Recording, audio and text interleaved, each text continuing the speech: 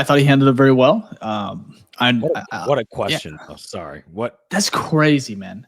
I just don't Obviously, understand as a grown man asking another grown man, like, can you just imagine any like going up to anybody and be anyone, like, "Hey, does your dad anyone, speak for you?"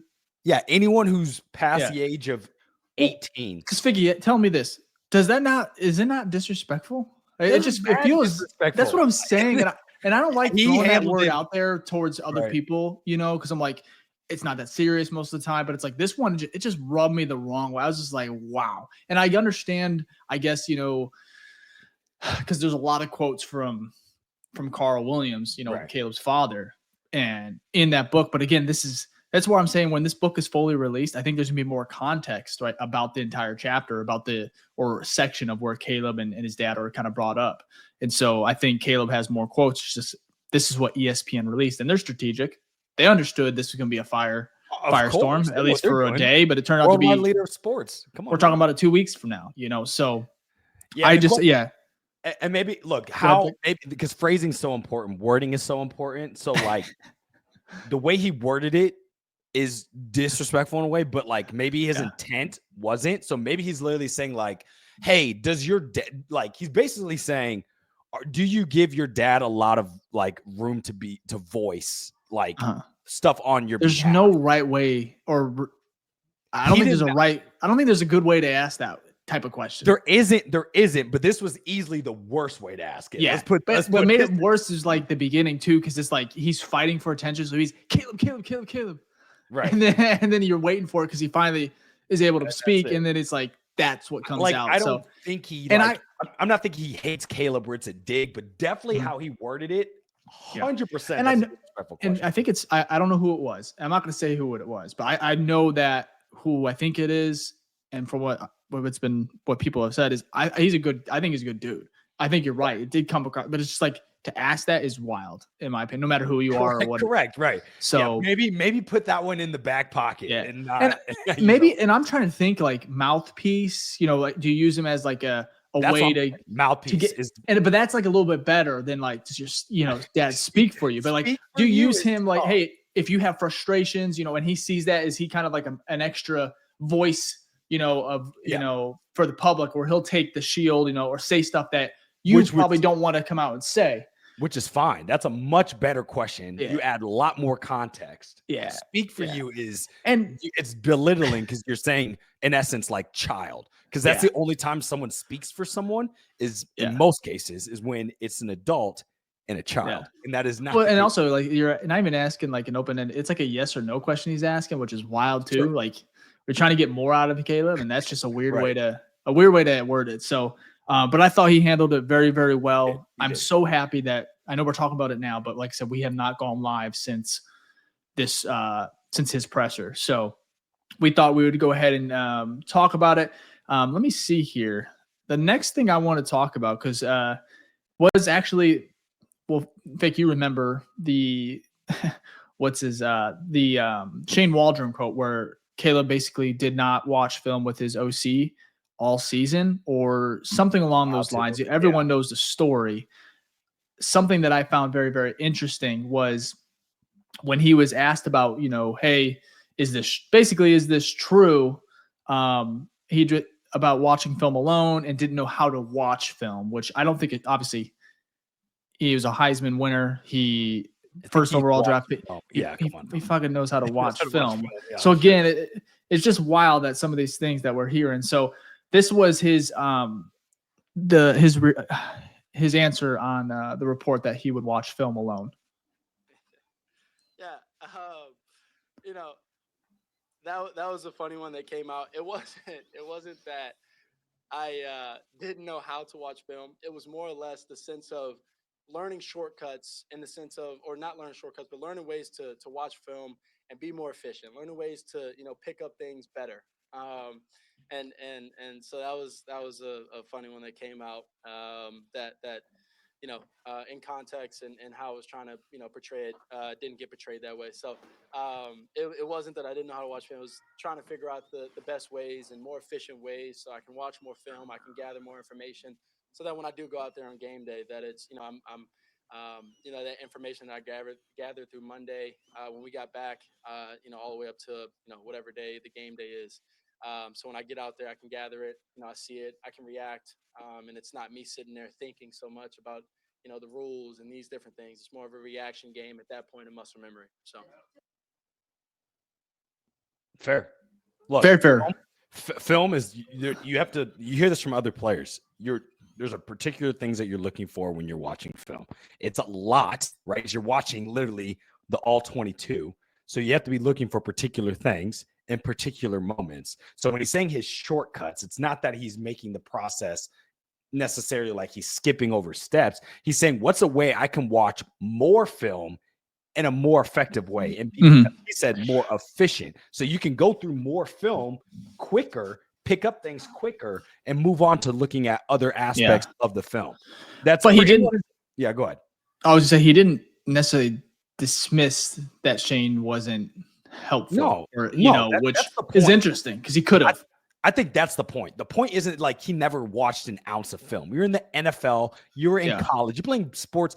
Look, I never played college sports, but I watched film in high school. You're telling me that Caleb Williams, who's been this star since high school, hasn't watched thousands and thousands of film tape? No, come on. So I agree. It's more of like the help that you expect to get from the OC on like, this is what I need to look for. This is how I would see it in this film. He probably wasn't getting it to the level he expected, right? Or he may have been getting it like that with Lincoln Riley, right? His boy in college. And he's like, oh, NFL even more. And it didn't end up being like that. So it's kind of like there's you've heard some players like they'll come from like Alabama or these big universities, and then they'll go to like the Bengals. Before they built their new facilities, they were known for having one of the worst like athletic facilities for the team. And they're like, yo, I just came from Alabama, right? 5-star program. Like their facilities are nuts. And you go into the NFL like, oh, this is going to be an upgrade. And then you walk in and you're like, oh, this kind of sucks. So I think it may be also tied to that, where you're like, your expectation is, hey, this is the better league. I should be getting, the processes should be better, more efficient, and it wasn't in that case. So I'm not too worried about it. No, it's an interesting one. I don't fault Caleb at all. I am excited to put this story away. So we'll end it there. We're gonna go ahead and as far as OTAs, because there's only so much you can take from it, Fick. I'm excited about not rookie. That was 2 weeks ago. I'm excited about mandatory minicamp just to see kind of what we get out of there. Like I said, the intensity is already really, really high with these OTAs, which I always find funny. Like, I wonder if people understand. Like, do people know what OTA stands for? Do you know? Optional. No, OTA. No, optional training something. Yeah, I always wonder because I'm like, for the longest time, I was like, OTA. You just say it. She's like, oh, I know. Yeah, OTA. I believe, I guess I could be wrong, but from what I've been told, it was organized team activity. That's it. That is it. But I'm just like, we all like say OTA, like never actually. What it is. Yeah, I see it on Twitter. People say OTA, and I'm like, dude, I wonder if people actually know what the acronym is. Organized team activities. OTA is way better than. Isn't that funny? That. I think that's how they have to word it too for like It's not a CBA, right? That's NBA, right? No, CBA is NFLPA is NFL. I think there's like how they they crack down on what you can do, how many times you practice, how you can practice, their practice helmets, pads, all that parameters. Yeah, and with the timelines of the off season and what they can and cannot do. So, anyways, OTA, organized team activity. I don't know.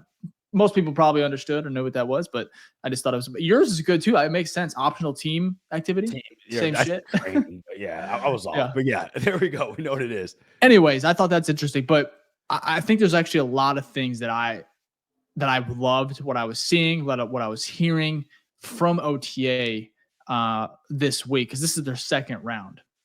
So I wanted to start here with you, Fick. I'll go ahead and start. I want to give our best takeaways from this week. We can't use the presser because I think we both agreed that was awesome. I think you did a good job, Caleb. Well done. Let's move on. But for me, the best takeaway for me, or one of the best takeaways, and we'll do maybe a couple here, and maybe we'll go also what we don't like. But for me, I want to start with Tremaine Edmunds because from what I've been told, from what we've seen clips, and we need that because at the end of the day, his contract was his contract. And I'm not sure if anyone can agree that he's played up to that to this point. But this is going to be a big year, and we'll see how he looks as far as like what the future is with him in Chicago. But I thought he's been everywhere. You saw 2 interceptions. He had an interception on Caleb. I think on Wednesday he had another tip, or he tipped a pass from Caleb that went to Brisker, which I can pull it up. I think we showed it earlier actually. Yeah. And first of all, love seeing Brisker out there actually playing football. I know it's not pads, but I just think Tremaine Edmunds is one of he hasn't been talked about enough. I actually have a column that I'm writing up about him and what we expect, because this contract is coming up and it's a big year for him, right? And he's still only, I think he's turning 27 or 28. Crazy. So for me, giant body, he's like 6'4", whatever it is. He's fast. I think that linebacker duo right now there's a lot of pressure to perform this year because, actually Edwards was extended. Extension, yeah. But for Edmunds, there's that pressure there. And I thought it is OTAs. It is May, about to be June, which is crazy. But I think he's playing very, very well, very, very fast. No pads, so take it with a grain of salt. But that's one of my biggest, highlights, takeaways is seeing him, command the defense. And I'm interested to see once training camp comes around, even next week with mandatory mini camp, I think it's going to be fun. So that's my first one. Vic, what's yours? So mine isn't player related because it's very that's good to see. I agree with you on the Tremaine Edmunds stuff. That's great. But it's so hard to tell unless we get clips. Like, I don't have enough data points to be like, oh, this is like someone has truly stand out. Other than Tremaine, I think you took mine. But I'm going to say the coaches. Everything I've seen from the coaches and the expectations that they've been trying to set, whether it is the psychopath of Bieniemy or starting from your leader in command, oh my gosh, Jesus, Ben Johnson. Who? Who's the head coach? Jesus. Oh, I told you these Knicks. Vicky, man. My brain. You're in Knicks mode, bro. I am in Knicks mode. No. So sorry about that. Ben Johnson, right? Our freaking head coach. Yeah.